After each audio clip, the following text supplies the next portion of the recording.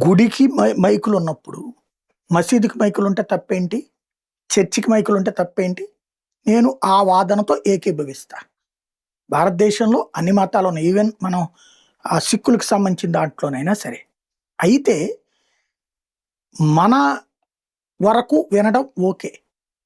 కానీ రాత్రి తెల్లవార్లు మైకులతో చుట్టుపక్కల వాళ్ళని ఇబ్బంది పెట్టడం కరెక్ట్ కాదు. అది ఒకరోజు ఎప్పుడో జరిగిందంటే సర్దుకోవచ్చు. కంటిన్యూగా జరుగుతుందంటే ఒక తలనొప్పి.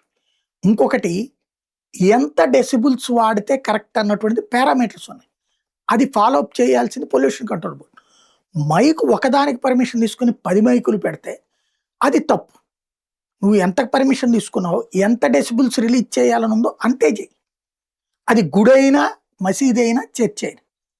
గుడి దగ్గర అయితే ఎక్కువ శబ్దం పెట్టండి, మసీద్ దగ్గర, చర్చ్ దగ్గర తగ్గించండి అని నేను చెప్పను. అట్లాంటి దిక్కుమాలిన అలవాటు నాకు లేదు. కానీ బెంగాల్లో కానీ చాలా చోట్ల జరిగేది ఏంటంటే మసీదులు అసలు పర్మిషనే తీసుకోకుండా పెట్టడం, మైకులు ఒకదానికి తీసుకుని 4-5 పెట్టడం ఇట్లా జరిగింది. బెంగాల్ ఇప్పుడు పొల్యూషన్ కంట్రోల్ బోర్డులు అట్లాంటి వాటికి నోటీస్ ఇస్తున్నారు. వెంటనే ఇప్పుడు అవి తొలగింపు కార్యక్రమాన్ని సదరు మసీదులే స్వీకరిస్తుండడం మంచి పరిణామం.